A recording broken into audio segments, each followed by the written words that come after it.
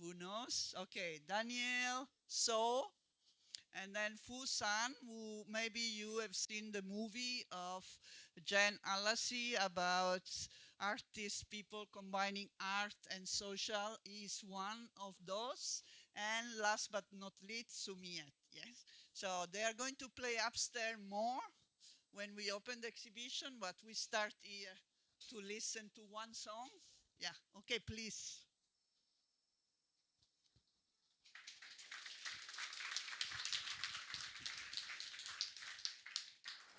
Actually, I know that I have to perform here.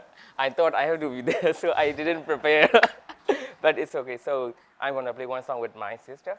She is CDM musician from National Orchestra from Myanmar.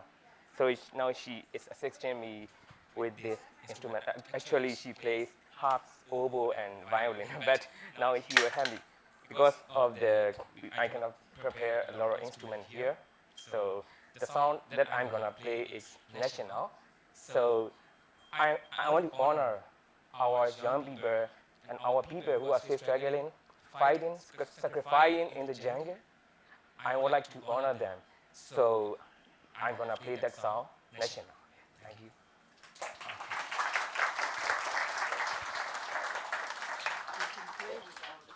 Yeah, it's okay. What is it, China? What is it, China? Oh, I'm sorry. I cannot.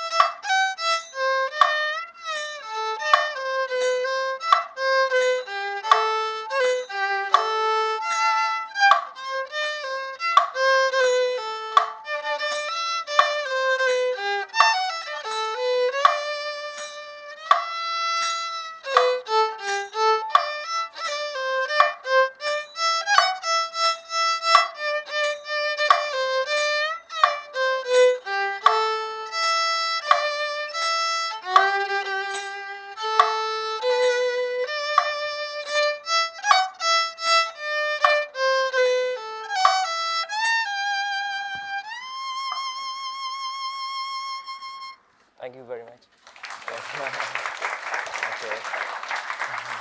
Thank you. And after this serious part, when we go upstairs, then you will listen more of this Okay. music, including the art, which is at the Yes. moment not here. Okay. And I think also there is another instrument, so three Yeah, yeah. instruments. So you have to come up after the event. But first, we are going to listen to three speakers who will help us understand what has happened in Myanmar in the last 5 years.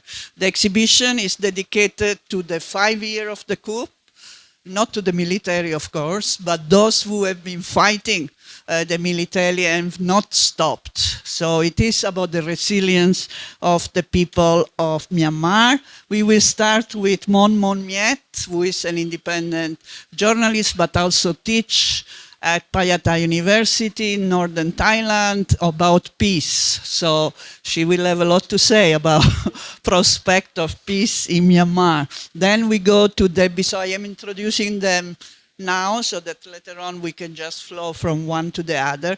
Debbie Stothard, who is the founder and director of ALTSEAN, who, as most of you know, she has been for decades involved in the fight for democracy in Myanmar and in ASEAN more generally. And last but not least, we also have the voice of the UN, that for us are still an important organization in spite of what some leaders in this world think. But so James Rodehaver, yeah, I hope I spell it correctly. He is the Myanmar team chef for OHCHR. So about the rights of people, rights, human rights, and so very much to the point. Okay, please, you can start. About 10 minutes each, no more.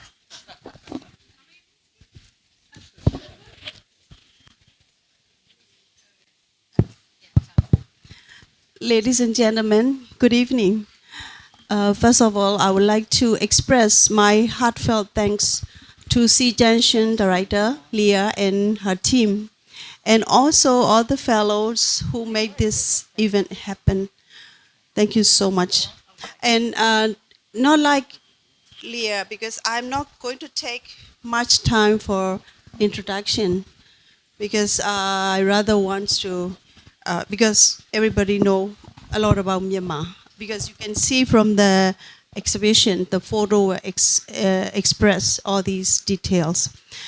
But it marks 5 years since the 2021 military coup. And this event exhibits the spirit of the Spring Revolution being carried out by young people across Myanmar or Burma. Why are they still keeping the spirit of the revolution alive? Out of pain and suffering, or out of desire for change? What kind of change are they striving for? All they want is very simple: a change from military dictatorship to civilian rule. I say that because this is also a lifetime desire of my parents' generation, my generations, and now my son's generations. How many generations should have paid the price for that particular change? Of course, some people said, we are the lost generation of Myanmar. Of course, many of us are living outside of our motherland, but we're not getting lost. We're not getting lost. We carry the heart of revolution with us. We carry it in our hearts. I would like to end my remark by reading a poem of American poet E.E. Cummings. The title of the poem is, I Carry Your Heart With Me. I carry it in. I carry your heart with me. I carry it in my heart. I am never without it. Anywhere I go, you go, my dear. And whatever it's done by only me is your doing, my darling. I fear no fate, for you are my fate, my sweet. I want no world, for beautiful you are my world, my true. And it's you are whatever a moon has always meant, and whatever a sun will always sing is you. Here is the deepest secret nobody knows. Here's the root of the root, and the bud of the bud, and the sky of the sky of a tree called life, which grows higher than soul can hope or mind can hide. And this is the wonder that's keeping the stars apart. I carry your heart. I carry it in my heart. We carry the heart of revolution with us. We carry it in our hearts, generation by generation, with the belief, with the strong belief that change must come. Thank you all very much.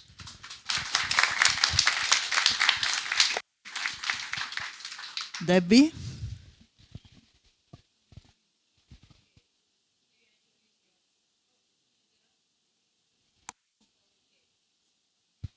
Okay, thanks, Leah. Thank you, everyone, for being here. It's a full house, and I think it's special to know that there are many people in Bangkok who can't be here, and many people around the world thinking of 1st February and remembering 1st February 2021. I think I'm not going to be as poetic as my sister. I'm going to actually share some statistics about bullets and money. So I think, Lynn, do you have the slides, the PowerPoint? Yeah.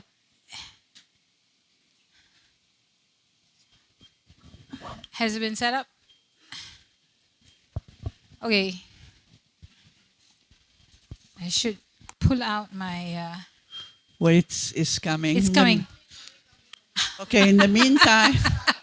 It's like the revolution. We gotta wait a bit. Okay, you gotta be patient. In the meantime, let me tell you about the 4 photographers, because they are really the hero in this, with all respect to the speaker today, because 4 of them, 3 of them have experienced prison and torture, but still have continued to do their work, and they have been arrested because of their photograph. So they have been arrested exactly because of the photograph you will see, because they documented all the demonstration and the strike, particularly in the 2nd and 3rd year, where it was not possible to do big demonstration. So they were doing more flash mobs and documenting and then spreading on the social media, and that, of course, has caused their arrest and torture. 3 of them are still in Myanmar. 1 is with us. Later on, you can talk with him. And I will tell your names: Sismin Nang, Loki, Ko Kaung, and Phoenix. So applause. I think we should give an applause out of respect. And of course, the most respect you can do is appreciate their photo upstairs later on. But yes, now everything is set, so please go ahead. Also, don't forget to color in a butterfly to contribute to the interactive installation. 1 butterfly for every person fallen in the revolution. I just want to share some statistics to get a sense of when we're talking about what's happening in Burma, Myanmar. Between 1st February 2021 and 16 January this year, so it's almost 5 years, we've seen 62,243 armed clashes and attacks on civilians. That's about 1,000 incidents a month, or 30 today on average. And this is quite shocking when you consider the military junta organized this fraudulent fake election with phase 1 voting on 28th of December, phase 2 11th of January, and phase 3 just last Sunday on 25th. And in the lead up to phase 1 and phase 2, there were 797 attacks on civilians across half the country. It's not quite consistent with the hype that this sham election is going to somehow present an off-ramp to the intensifying conflict in Burma, Myanmar. So Burma, Myanmar has 330 townships throughout the country, and almost every single one but 324 out of 333 townships have been hit by military violence, including airstrikes, artillery attacks, raids, other forms of violence, arson. And the most heartbreaking thing is when you read, in many incidents, there were no rebel fighters in the area and there was no prior fighting in the area. So it wasn't that the military was fighting with the resistance and somehow the unarmed civilians got accidentally hit. They were deliberately targeted. And what we also saw was there were 6,320 airstrikes or aerial attacks using fighter jets, attack helicopters, paramotors, gyrocopters, and drones. But interestingly enough, the shape of this resistance, the armed resistance, they've also developed their own drone capacity, and so they've hit back with 2,336 drone attacks. So in terms of airstrikes, 188 townships have been affected. And in terms of civilians killed, 16,765, and combatants killed, 75,709. So this is why the military has lost more than half of the country. They've not been used to fighting a war where there are armed resistance fighting back.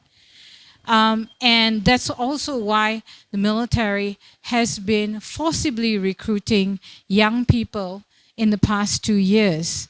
There was a report recently that estimated that 200,000 young men and women had been forcibly conscripted by the military in the past 2 years. That's really a high number. But what is quite scary is instead of promising more peace after this fake election, the military junta has actually been reported as planning another forced conscription drive. And in fact, for many neighborhoods, families were told, if you vote in this election, your children will not be forcibly conscripted. So people were actually being told, if you want to avoid forcible conscription, you must vote. And of course, vote for the military aligned party. Next, Lynn, I think we're gonna go next. Yes, money. So when we look at it's the devastating toll on people on the ground. We've had over 30,000 people arrested and 23,000 still in jail. And the rise of interrogation centers, which are basically a euphemism for torture centers. They've been expanded. Even in Sagaing, the local town hall got converted into an interrogation center. So, a couple of friends have been detained in the past few years. And one of them was actually an interfaith activist who had gone and done international advocacy. So she had a lot of support people, and all of them ringing me in panic saying, how do we get her out? She's in the interrogation center. Can we send the embassy? Can we send the UN? And I had to tell them, this is a different regime to what we are used to in the past. No embassy, nobody is going to be able to get into those places. And then they said, what do we do? I said, pray that that they keep her for the minimum amount of time, which is 2 weeks, and pray that she survives the 2 weeks, and pray that they send her to jail, because at least in jail you can send some bribes to send some humanitarian supplies to her. So this is really a terrible thing to think that you pray for someone to go to jail quickly so they don't have to be tortured in the interrogation center. Because there are people who do not survive the interrogation centers.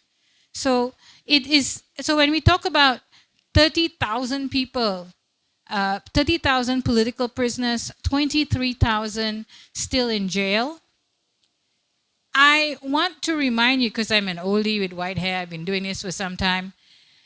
In 2010, before the last sham election, we were all outraged that Burma had 3,000 political prisoners. This is unacceptable. Release them immediately and unconditionally. And now we have 10 times that number. And the level of outrage does not match this big number. And this is quite scary.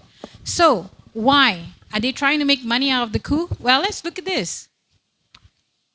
Between 2021 and January 2026, the Myanmar chart, sank from 1,327 to 4,170. At the lowest point last year, it went down to 7,000 chart. So the chart has lost 60% of its value. Okay? Next one. And then when we look at the fact that many local people and business people in the region will say, well, at least after the election, there will be greater business confidence and the economy can bounce back. We saw that there was no significant strengthening of the chart against the Thai baht or the US dollar during the election period. If people were that optimistic, if the business community was that optimistic, the chart will be going up. And it has not. Next one is even more scary. Next. What is scary is that in the past few weeks, the price of gold has reached an unprecedented high. So, it's not because people are getting married and they want to wear jewelry. When you see an economy where the currency is not strengthening and all this, the local population is buying whatever gold they can, it means that this is a situation of very high economic insecurity. Okay? When the price of gold goes up, it's a very bad sign. So what we are looking at is a scenario where, number one, the forced conscription of young people in the past 2 years has hurt local businesses because the young people are either forced into the army or the rest of them are trying to go into hiding and flee the country. So small and medium enterprises don't have enough workers. So that's bad for the economy. And now they're going to have another forced conscription drive. And then the price of gold is going up. They are actually trying to make it illegal for people to change money. So every few weeks, they've been forcibly shutting foreign exchange counters. and they've been trying to squeeze as much money out of the population as possible. So last week, we saw a very terrible situation where all of these migrant workers who had actually been allowed to take up jobs overseas by the military junta turned up at Mingladon airport to leave and were told, no, you cannot leave, you have to get yourself to Naypyidaw, travel all the way Naypyidaw, queue up and get another permit in person. This is all a ploy to squeeze more money out of the population. So if we are concerned about what's going on, we need to work very hard to understand, even if you don't give a shit about people being killed and about war crimes and crimes against humanity, if you care about money, you need to get rid of this junta. Because they are using every bit of the national wealth to buy weapons and military technology. They're not using it to help the economy. In fact, they're destroying infrastructure because they've been bombing schools, hospitals, IDP camps, places of worship, infrastructure, all the things that you would normally need for economic recovery. So it's time that ASEAN actually supported an embargo on arms and on military technology. It's time that we didn't give money to this illegal junta, because it's not just threatening the well-being of people in the country, but it's threatening our collective well-being. But I want to also give a shout out to the young people who haven't given up. A few weeks ago, the former UN Special Rapporteur on Human Rights in Myanmar said that she has never seen such a prolonged resistance to a coup. And I actually Googled it, and Google also told me that, also Google did make a mistake. It said I was a human rights lawyer, but I'm not. But anyway, it did say that, yeah, in modern history, this is the most prolonged resistance to a coup. That's really saying something. It's not the most prolonged resistance to a coup in Burma. It's the most prolonged resistance to a coup in the world. And young people are not just fighting back, they are rebuilding. There are local governments in place in the resistance control area, and young people are even drafting economic policies. So they're not just trying to survive. Even in the midst of airstrikes, they're trying to rebuild their future.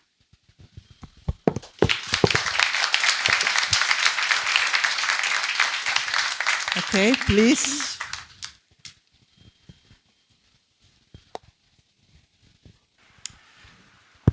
Is this on? Yes. Okay. Well, thank you all for being here, and thank you, Rosalia, for the invitation. I must admit that when Rosalia invited me to come here, I was incredibly excited because, first of all, I love to engage with artists, particularly Burmese artists. There's something just so deep and rich in their various and wide-ranging artistic traditions. And then the second reason I really was excited to come was to share a table with Debbie, because every time I get to hear her laugh, it's absolutely magical. She's got one of the best laughs of anyone I've ever known. And then on top of it, to get to hear a recitation of E. E. Cummings, who's one of my absolute favorite poets. So it's absolutely a delight to be here. I really also just wanted to start by acknowledging that the purpose of this event today is to really acknowledge two forms of art. One, of course, is the fantastic photographic display upstairs that really speaks to one sort of art, a metaphysical form of art, the attempt of an artist to capture the emotion and the reality through capturing one's soul, whether it be through photographic art or paint or music. And that is, of course, a beautiful exploration that I always gain a great deal of hope from seeing.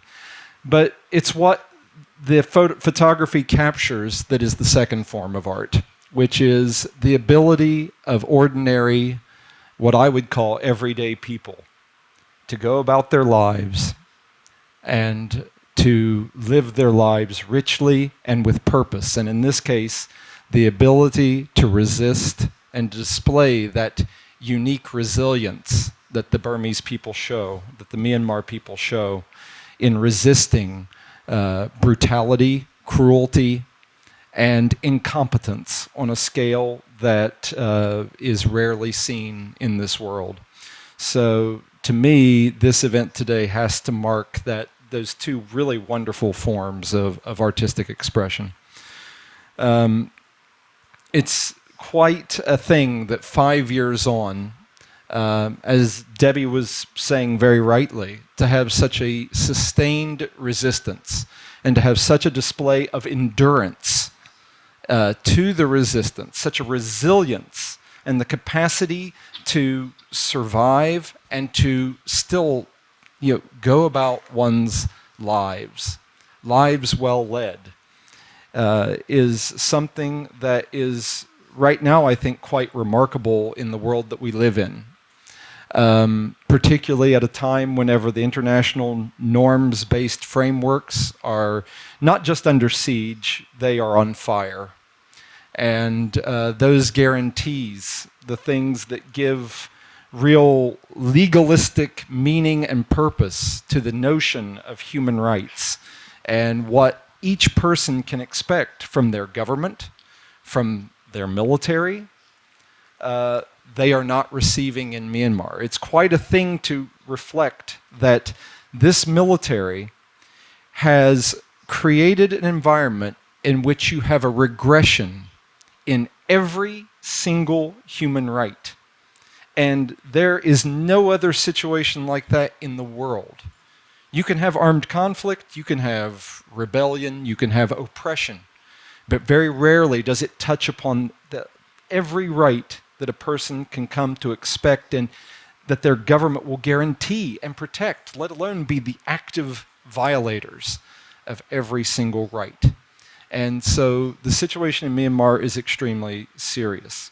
So much has been lost. Of course, the military has shredded what was an already very flawed constitution. They have destroyed a democratic transition that was well underway, including an economic transition to a free market and international investment in the country. They have, of course, you have the cruel calculus of this crisis that Debbie touched on, those figures that I think everyone is very familiar with, the over 7,500 verified deaths, of course, with many other sources putting the numbers much, much higher.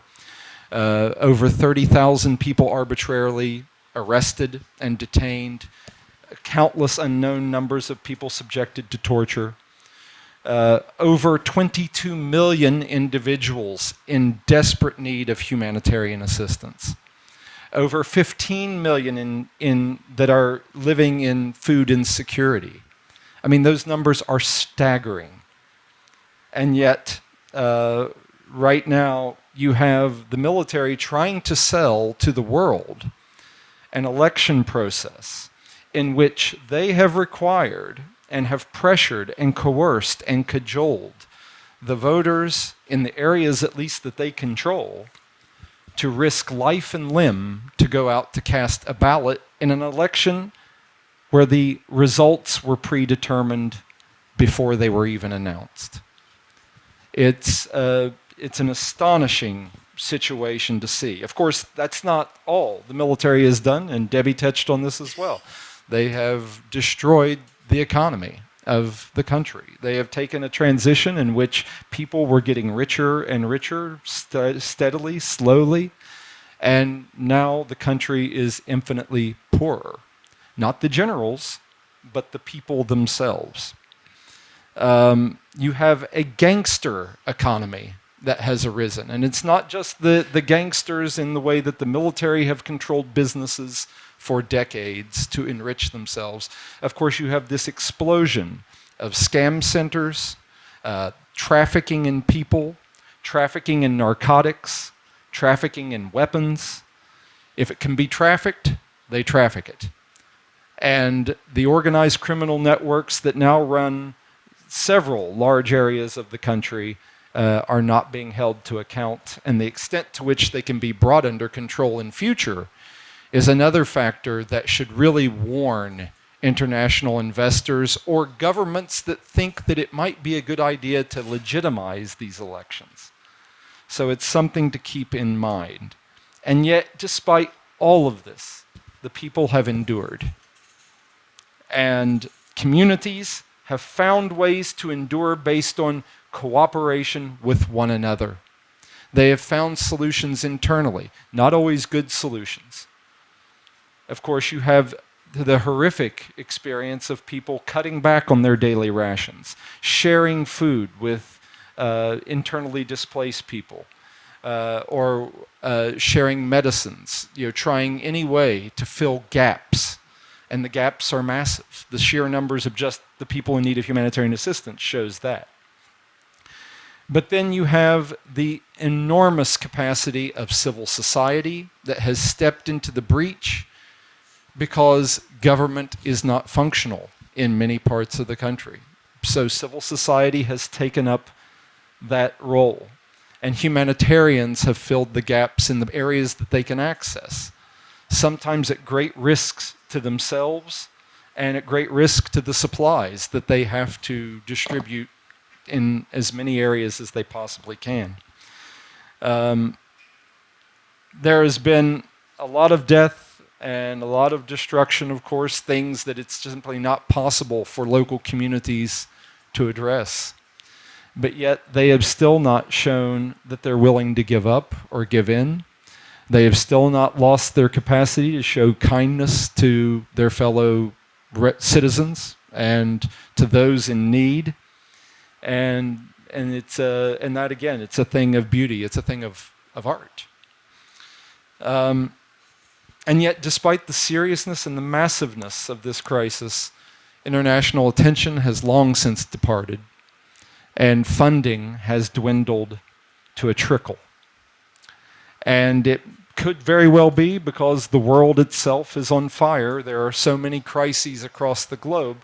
But it's also, I think, it's a political problem of the conflict in Myanmar. In displaying the severity of the conflict in Myanmar, not enough has been shown to showcase the resiliency of the people and how they've endured and the ways in which they continue to show resistance at every level to the cruelty that they've been subjected to. And I think if the story of these people were known more, that there would be a stronger response. There'd be a stronger response from media. There'd be a stronger response from donors. And so I think that that is one of the key things to take forward.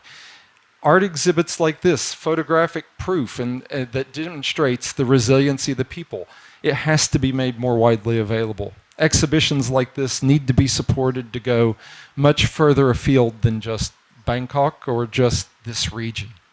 It needs to be seen and felt by millions more.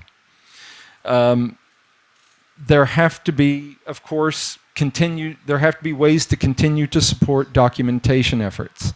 My own team in the UN, we, for the last 5 years, have been publishing regular reports on the nature of the violations that have been committed in order to try to generate a record of accountability where member states can't say that they don't know what's going on.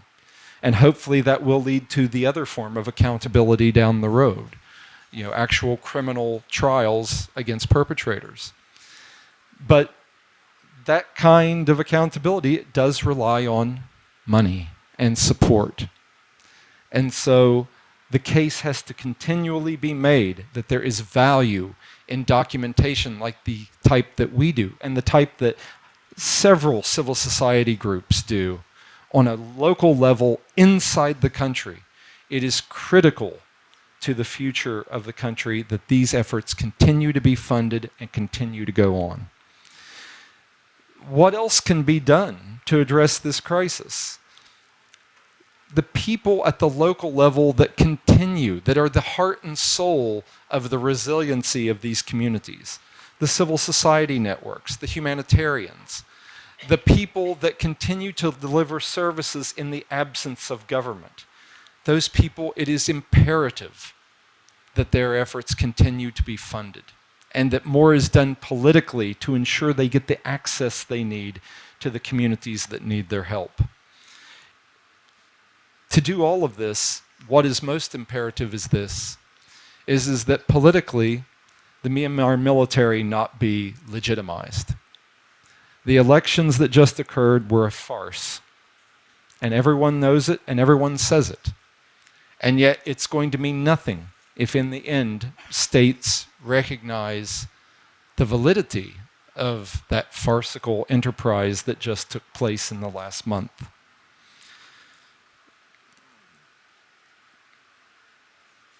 I just had a few other points to make, which is that it's imperative that you judge the Myanmar military not on an election exercise of the last month, which seems to be what some states are intent on doing, particularly states that sent observers to watch these elections and people that have commented that, oh, the violence seems to have not been so bad during the elections. Maybe there's something to this election process. No, there has not been. If nothing else, these elections have shown that the military can turn the violence off and on like a spigot anytime they want to.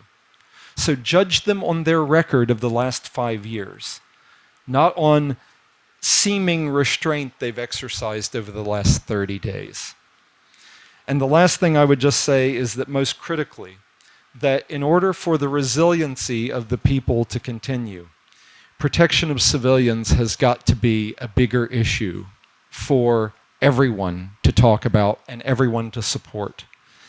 The international norms that say armed parties to a conflict cannot target civilians, that has to be reinforced at every level.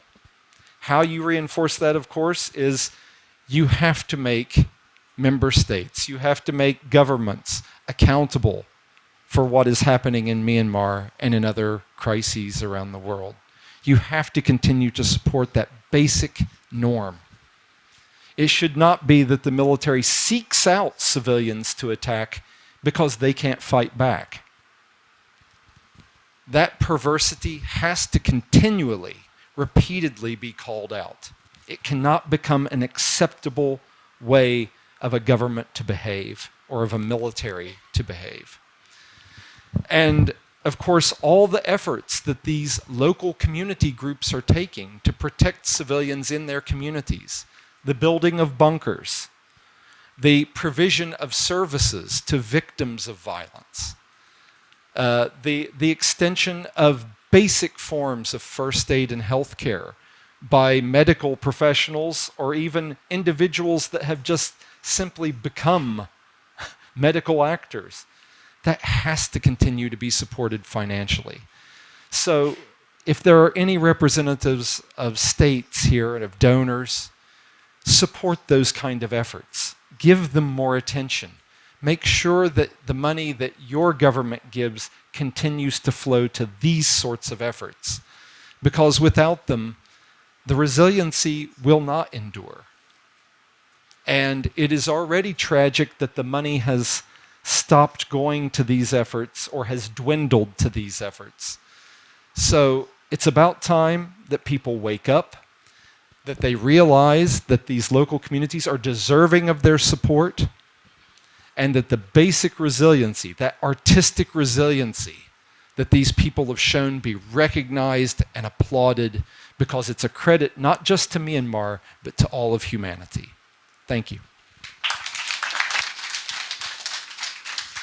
Thank you. Thank you very much. So We will do one round of question only because we have still a lot of things. But before I do, I need to give credit to the curators of the exhibition who are incognito. But I want to mention their pseudonym name, Yit and Gigi. So the two of them have had, there are many ideas in this exhibition you will see with your own eyes, from the butterflies to cloth with all the fallen heroes to the number of prisoners and the photographers and the music. So there are a lot, and the music of the demonstration too. You will see for each year of the event. So it's a quite complex and beautiful exhibition. So they have taught all this idea and let us do the work of implementing, which was not necessarily easy. But as you will see, you will enjoy seeing and will be touched by it. And there is also a catalog again done by Hit and Gigi. So they have written, and this is much more complete than exhibition because for each photograph there is the explanation, while in the exhibition, due to make it more aesthetically interesting, we have only give a summary of each year activity and let the photos speak by themselves. So I recommend again, congratulations and applause for Jit and Gigi, Hit and Gigi, because they are really the author of what you will see later on. So I want to open the floor, just 3 questions, and then after that you will need to talk with the speaker upstairs. Okay, 1, 2, and 3. Please, all men, 1 woman, please. Okay, good. Why is the situation in Burma so hidden from the public eye? Because I mean, you talk about Gaza, you talk about any other thing, but Burma is all this, and there is no support from governments towards Burma in its resistance against the army. Because I mean, I'm pretty sure 2 or 3 surveys to air missiles will dampen the military quite quickly. Okay, Kim. One moment. Mike, please. Which states sent observers to the election, and which governments tend to show support because they just want to get farther ahead, and they think this is one way just by recognizing the government? David. Wait, you are the last. Yeah. First, I want to say what an incredibly good panel this was. And also the really beautiful music, which was truly inspiring. And as an anthropologist who also makes films, I think that documentation is important. And I first walked into Shan States in 1964 to do the first films on the Shan Rebellion. And one of the things that I want to ask actually everyone is the amount of money being generated by the scam centers now dwarfs the amount of money being generated by narcotics. So I think it's important that we try to work to include that in your economic analysis, and I'm sure probably there's an hour's worth of comments on that. Oh, sorry. Last question. Yeah. 2 questions. Where does the military get the money to buy weapons, and from whom or who do they buy the weapons from? What countries? Thank you. Okay, so we will start this time from the gentleman and then move forward. Very brief answer, please. Okay, well, I'll take a stab at a couple of these. Why is the situation in Myanmar so hidden?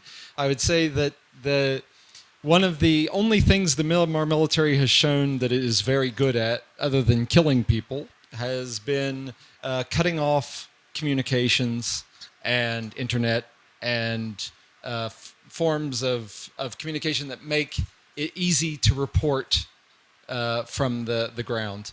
And of course, the way in which they have also suppressed media, I think, makes many news organizations very shy of going into the country to film it. And so if there aren't pictures, then there aren't a lot of people willing to cover it as a big news story.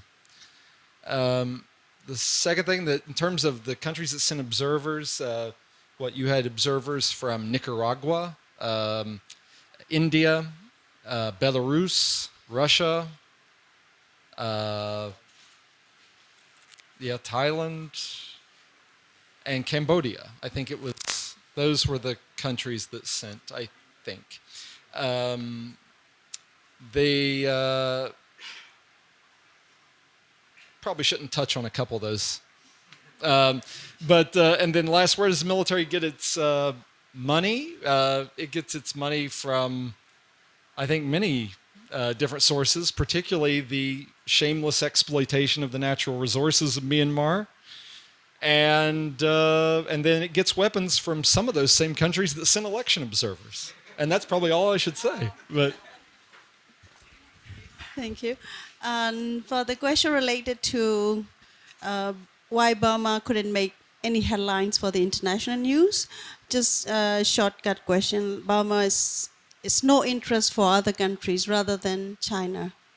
So that is why Burma couldn't make any headline for the international news. And the question related to the weapon, mainly from China and Russia. That's what I know. Maybe some other country as well, but as far as I know, from the fighter jets and other heavy artillery, and also while for the airplane, got some from Iran as well. So that's recent news reflect that. So that's all I know. Thank you. Debbie will add it up. Thank you. I think we need to understand a couple of things and acknowledge that Thailand is also a big source of revenue for the military junta, because Thailand has actually been paying the military junta for oil and gas supplies.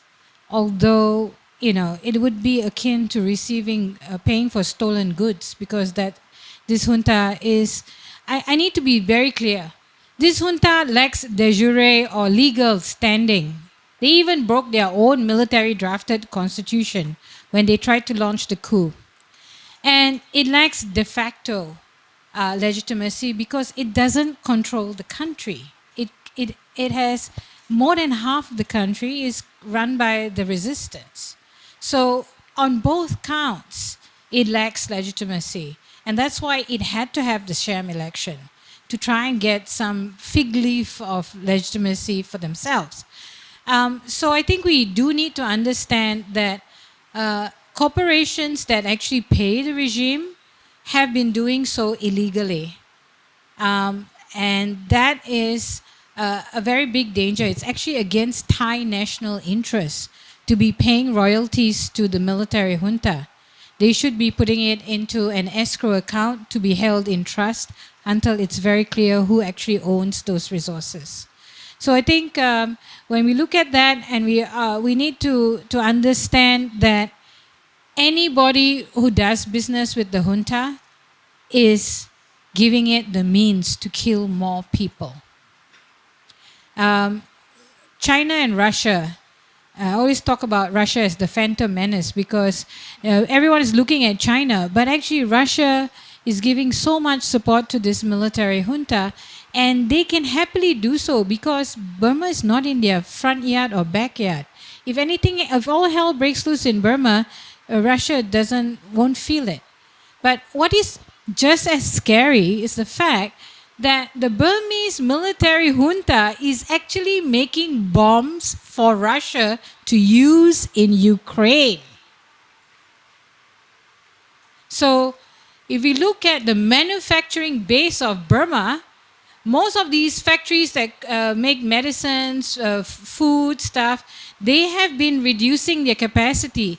But the factories that are still being protected and still being supported are over 20 military factories making military equipment, including bombs for Russia.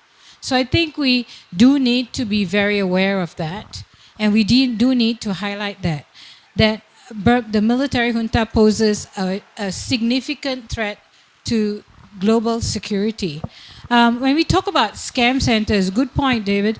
The thing with the scam centers is we looked at the political parties that supported the military junta that were allowed to run in the election. Not a single party has a policy on scam centers.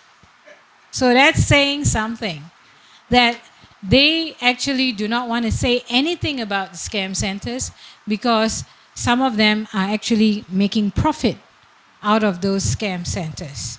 So if we, on all counts, if you're talking about regional security or global security, the scam centers, the human trafficking, the fact that this junta is actually making bombs for Russia, all of these kinds of things, all these developments tell us that we need to act now. And I would encourage all of you to change the algorithm.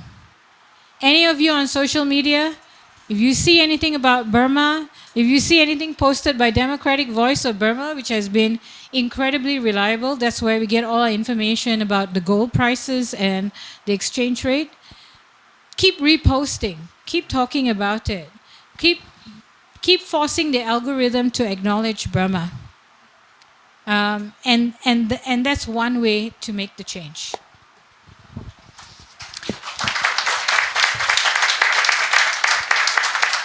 Okay, so I need to recognize some more people. We have our donor, which may remain secret, but it's a very generous donor, and it gives us some funds to do a series of activity which leave us free to then develop programs that are relevant. And that is, of course, the best kind of donor. I don't know for how long, but till we have it, we enjoy it very much. And this allows us to collaborate with many creative people and to do the kind of exhibition that you will see. But there are also many others who contribute without funding.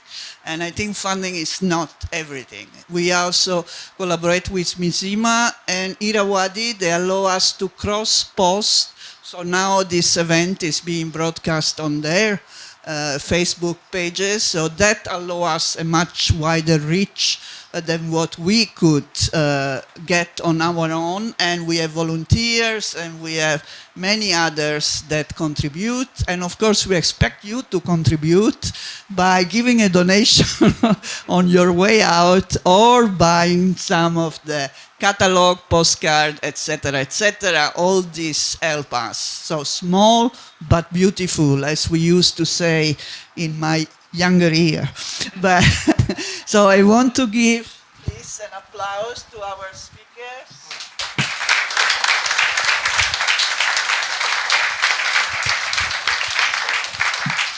And from here you can go upstairs, start to move upstairs, and then we will have the music and the food and the cut of the ribbon with our three special guests upstairs. So please, it's just the next floor up. Applause again to everyone. Upstairs. Buy as many as you can. Yeah.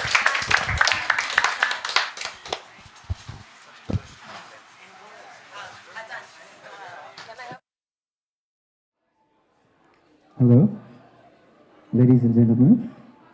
Thank you for coming tonight. We are so appreciate your efforts and your time.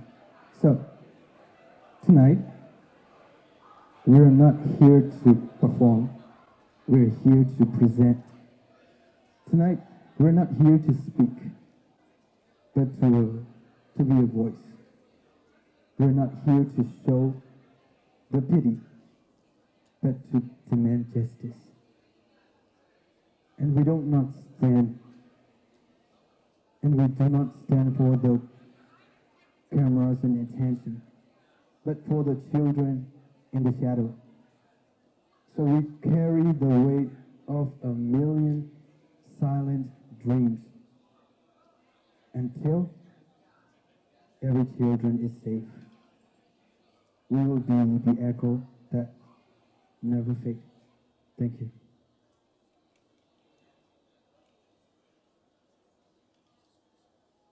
Hello. So we're gonna play the first song by Su Myat. She's gonna play Burmese harp. The name of that song is Aung Pai Vi, because we have been struggling for 5 years. Yes. We believe that we will win. We will fight till the end. So that song, we mean that we will be, in the future, we will win.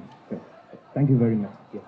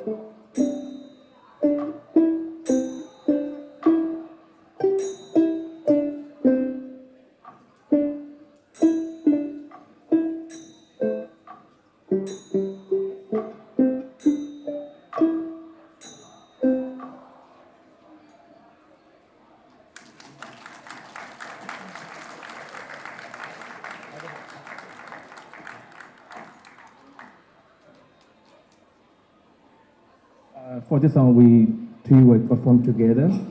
So the song has no name because we will play what we have in our heart. Yes.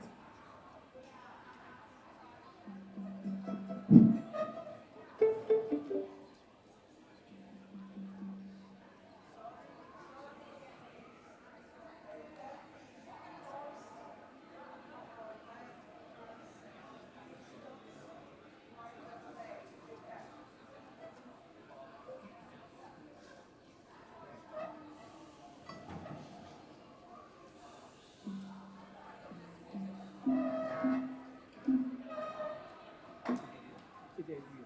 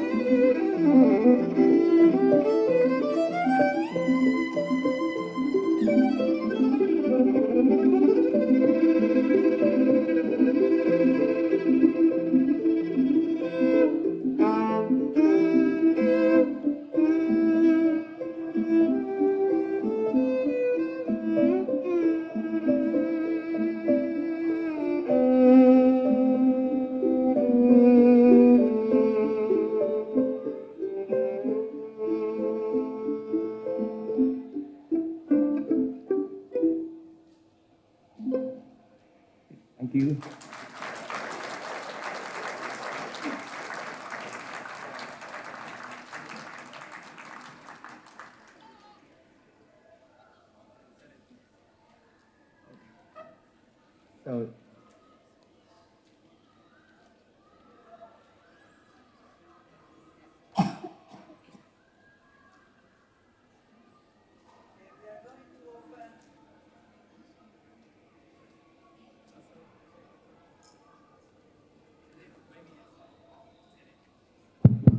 Okay, we are going to open the exhibition now, and then they will do two more songs. So you can see the photograph while listening to the music. So please, Debbie, where is our speaker? Yes, please.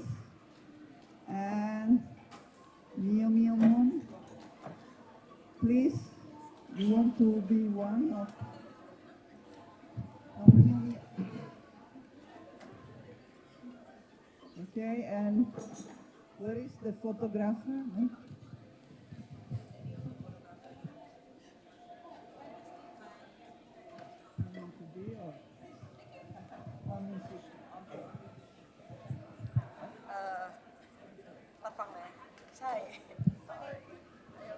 so sorry.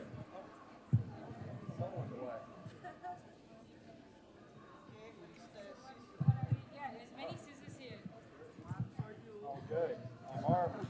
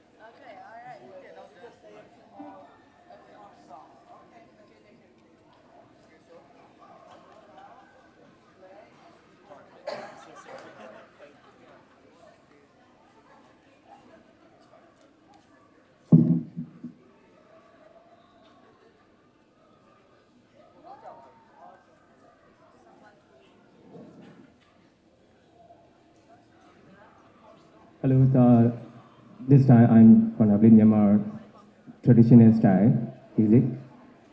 Name of the song is National. So I played that in another floor, but now I want to play that again.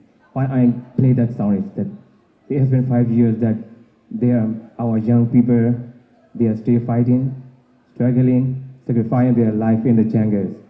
I want to honor them, so I play the song. Thank you.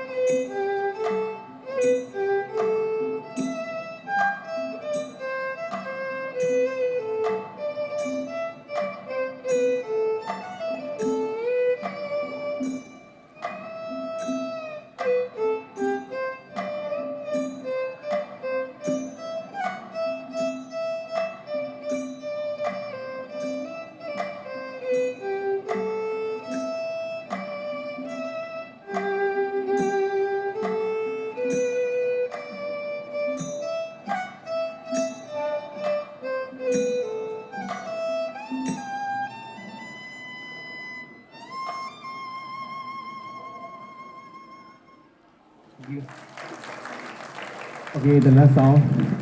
All of you, I know that song. This is our last song for tonight.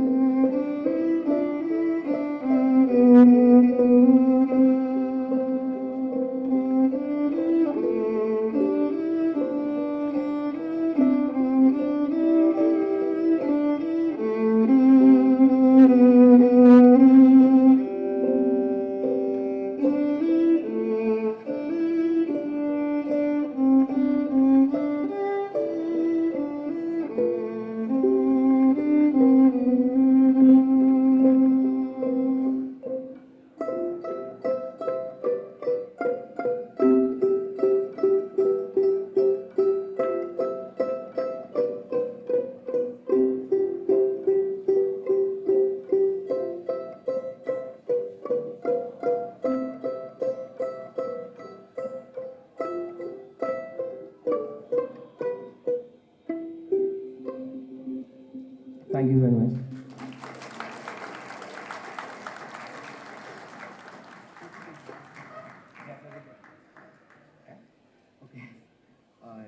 Thank you for coming for tonight.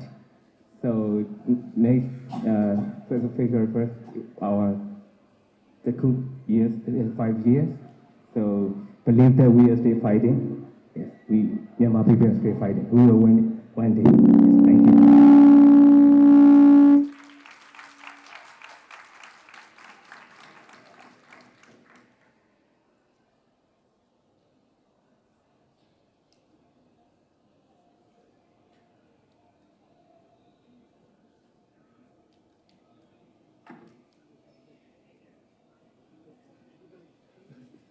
So please join this exhibition. So there is the bamboo. You can listen to the real voices of our people in that bamboo.